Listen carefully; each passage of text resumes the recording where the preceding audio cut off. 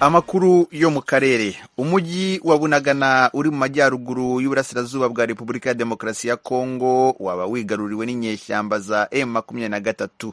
Abanyekongo bahunze ari benshi berekeza mu gihugu cya Uganda. Umunyamakuru w'Ijwi ry'Amerika Ignatius Bahizi ari mu mujyi wa Bunagana ku ruhande rwa Uganda, yavuganye na mugenzi wacu Etienne Karekezi uri hano i Washington.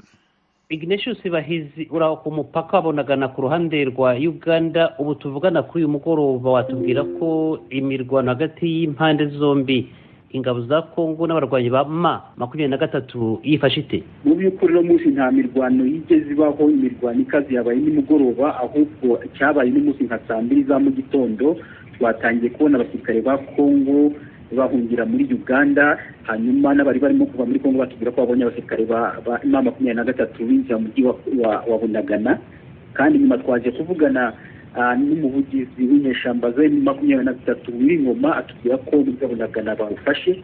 Kandi ikigaragarana cyane nuko twabonye abasirikare ba Kongo n'imodoka zabo n'imbunda zabo, zimwe imbunda ziremereye, bazinjiza muri Uganda, bakirwa n'igisirikare cya Uganda. Ubu bakaba babacumbikiye hariya ahitwa mu kibaya inyuma y'umujyi wa Bunagana. Kubona rero abasirikare ba Kongo bamwe bahunze n'ibigwanisho byabo bigaragaza ko hari icyo bahunze ku ruhare rwa Kongo. Abasirikare ba Kongo bahunze, Ignatius, bahunze barwana? Oya, ntabwo bigeze barwana, nta n'urusasu rwumvikanye, nta muntu warashe. Ariko abasirikare ba M23 baturukaga mu musozi bamanuka. Urabona hano ni Bunagana iri nko mu mubande, baturukaga iheru bamanuka. Hanyuma abantu bari iyo bake basigaye bakiruka, n'abasirikare ba Kongo bamwe bariruka, ariko nta kurwana mugeze kubaho no musa. Ikibazo nyamukuru cy'inguta abantu bibaza ubu ngubu ni ukumenya ubu ugenzura umujyi wa Bunagana. Watubwira icyaho ku mupaka? Ku ruhande rwa Uganda amakuru tubona ni uko umujyi wa Bunagana ku ruhande rwa Kongo ugenzurwa n'inyeshyamba za M23. Bamwe mu batubwira muri Kongo batubwira ko mu gisirikare cya M23 ko ari bo bari muri uwo mujyi. Ku ruhande rwa Uganda haba ku mupaka hano mu bashinzwe abinjira n'abasohoka batubwira ko uruhande rwo hakurya iwabo abagenzi babo batariyo, hari abasirikare. Hanyuma na hano muri Uganda ukabona ko abasirikare ba Kongo bamwe bahunze. Niko rero kiba abasirikare ba Kongo bakiri muri Bunagana, simpamya ngo bano bagenzi babo bakaba bahungiye muri Uganda. Rero ibyo baba bishatse kugaragaza ko umujyi wa Bunagana uri mu maboko, ishobora kuba uri mu maboko y'inyeshyamba nk'uko bitangaza, uko abasirikare ba Kongo bamwe bahunze. Hari amakuru menshi yakomeje gutangazwa y'ibisasu bya rutura na za rokete byatewe ku mujyi wa Bunagana, bituma ari abasirikare ba Kongo ndetse n'abaturage ba Bunagana bahunga. Wowe ko umaze iminsi ngaho byirebera, ibyo bisasu wamenya aho bituruka?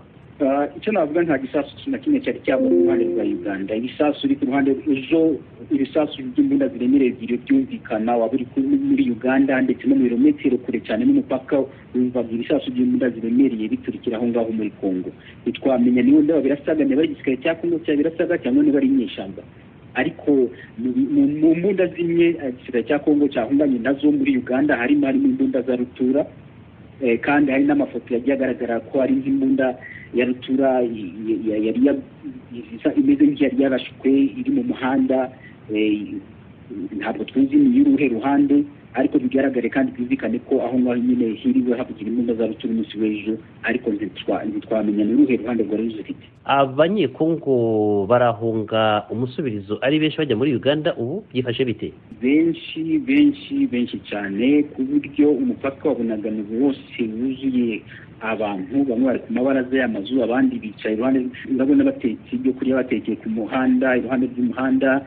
Navuye no ku nkambi ya Nyakabande. Inkambi ya Nyakabande iruzuye, harimo impunzi. Abashinzwe impunzi batubwiye ko bafiteho impunzi zirenga 30,000. Uno munsi amabisi yatwaye zimwe mu mpunzi z'I Nyakabande azijana na Kivale, hagiye amabisi 6 kandi haracuzuye. Ariko ikigaragarira amaso hari Nyakabande hari abantu benshi cyane, n'abana bato babonaga wagatekereje ko ari nk'ishuri ry'abana, abana batoya cyane n'abagore, abagabo n'abasore, ariko abagore n'abana nibo benshi, nibo biganje mu bantu bari hariya. Birashoboka ko hari abashije kuvugana Ignatius, muvugana wabonaga bifashe bate? Hari icyizere bafite? Impungenge ziteye zite ku maso yabo? bari bashavuye cyane bagaragara nk'abo ku mupaka Bunagana nabo nta n'imfashanyo babona ko banyotewe basa nk'abarwaye bakorora barwaye ibicurane bananiwe abandi baryamye mu byatsi mbese urabona ko abantu bananiwe ariko hano mu Nyakabande aho impunzi zakirirwaho twagezeho mu masaha y'amanywa bafata ifunguro hari batonze imirongo miremire cyane hari ahantu bagaburira hagera nko kuri 5 abo twavuganye rero hariya batubwiye ko bamwe bari bahamaze n'ukwezi ko murabona batangiye kera barabona ibyo kurya bakabona aho kuryama bakabona amazi meza ndetse hari naho bigishiriza abana bato barimo kwiga bamwe bakabakorera ubuvuzi bakabakingira indwara bamama batwite bakabafasha ariko hari amashyirahamwe ashinzwe gutabara impunzi menshi cyane atubwira ko ibikoresho birimo kugenda bigabanuka kandi umubare w'abivuze ukagenda wiyongera buri munsi batazi aho biherere ku buryo ngo ikibazo cy'imyakabane naho hashobora kuza nabo bashobora kugira ikibazo cy'inzara ku buryo ibyo kurya bishobora kubushira. Hagati aho umutwe wa M23 umaze gusohora itangazo wemeza ko wigaruriye umujyi wa Bunagana guhera mu gitondo cyo kuri uyu wa mbere. Muri iryo tangazo ryashyizweho umukono n'umuvugizi wa M23 Major Wilingoma basabye Perezida Felix Tshisekedi guhagarika intambara yabashojeho akemera bakajya mu biganiro. Tukivuga kuri iki kibazo cy'umutekano muri Kongo, ikigo kiga ibijyanye n'ingamba zafatwa mu bibazo mpuzamahanga gikorera hano i Washington DC kuri uyu wa gatanu ushize cyagiranye ikiganiro n'impuguke Jason Stearns ni umwarimu akaba yaranashinze ikigo cy'ubushakashatsi ku bibazo byo muri Kongo. Kuri ubu yigisha muri kaminuza ya Simon Fraser iri Vancouver mu gihugu cya Canada. Mugenzi wacu Tim Ishimwe yakurikiranye icyo kiganiro cyanyuze kuri YouTube maze adutegurira inkuru ikurikira. Ni ikiganiro kibanze ku bibazo by'umutekano mu burasirazuba bwa Repubulika ya Demokarasi ya Kongo, umubano utameze neza hagati y'u Rwanda na Kongo n'uburyo ibyo bibazo byabonerwa umuti biciye mu nzira ya diplomasi. Kongo ivuga ko ifite ibimenyetso byerekana ko u Rwanda rufasha M23 ariko u Rwanda rwagiye rwumvikana kenshi ko ibyo atari byo. Muri iki kiganiro Jason Stearns yumvikanishije impamvu yaba yaratumye M23 ihitamo intambara. Well, I think a good starting point is November of last year. Kuri njye ntekereza ko aho umuntu yahera ari mu kwezi kwa 9 umwaka ushize no mu 2013 aho mu buryo bwa gisirikare M23 yatsinzwe kubera igitutu mpuzamahanga yashyizweho n'ubufatanye mu by'igisirikare cya Kongo n'umuryango w'abibumbye. Ariko noneho ikibazo kikaba nyuma yaho igice kimwe cyayo cyahungiye mu Rwanda no muri Uganda aho bagumye bafashwa ariko ikibazo cyabo ntigikemuke. Nyuma ubuzima bari barimo bukabahatira gusubira muri Kongo aho bageze ntibafungwa ariko baguma bari aho gusa ahantu hameze nko mu kirere. Hagati aho bakomeje gukoresha inzira zose zitanga igisubizo harimo no kohereza itsinda Kinshasa rihagarariye umutwe wa M23.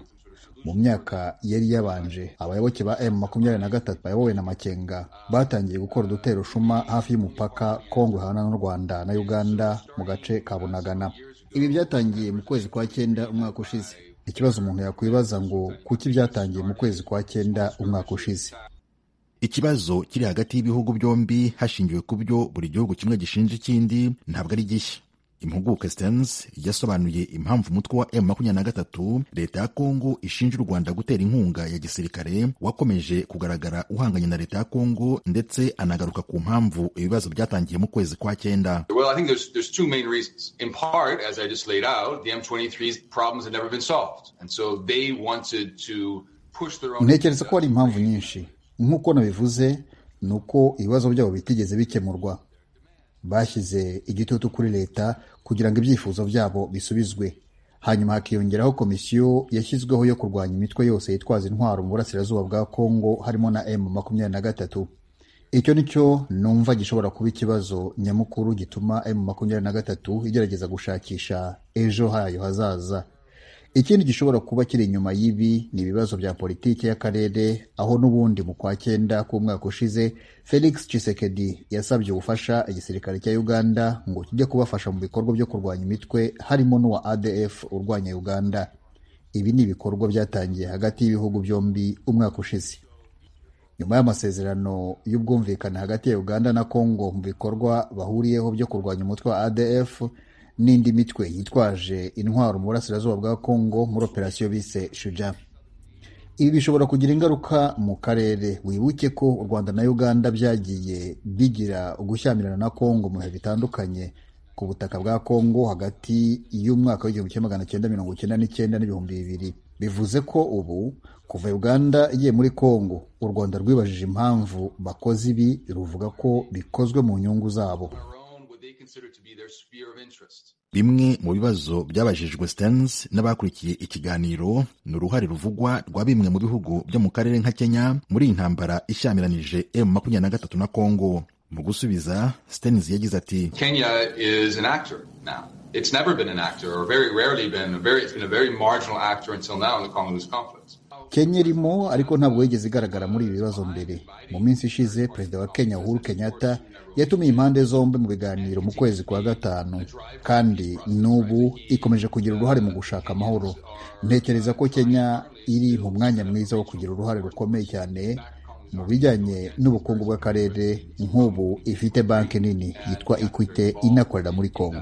Impuguke Jason Stearns asubiza ku kibazo cyaba nk'umuti hagati y'ibibazo bivugwa hagati y'u Rwanda na Congo, yavuze ko kuba u Rwanda rwarongeye gufungura ambasade muri Congo na Congo nayo ikagira ambasade mu Rwanda ari ikintu cyiza, ariko yongeraho ko ibihugu byombi bigomba kubahana ndetse bikubaha n'imipaka ibihuza. Mutual respect between the two countries, and I think that I think some of the way, part of this process has been successful. Rwanda reopened an embassy in the Congo. The Congolese have an embassy that's imirwano imaze iminsi ihanganishije umutwe wa M23 na Congo imaze guhitana abantu benshi. Ku rundi ruhande, imiryango itabara irimo na HCR ivuga ko abasivili barenga 72,000 bo mu burasirazuba bwa Congo bamaze gukurwa mu byabo, abandi babaye impunzi mu bihugu bituranye birimo Uganda. Twabibutsa ko ubwo Perezida Felix Tshisekedi yageraga ku butegetsi mu kwezi kwa mbere mu mwaka wa 2019 yumvikanye avuga ko azakora ku buryo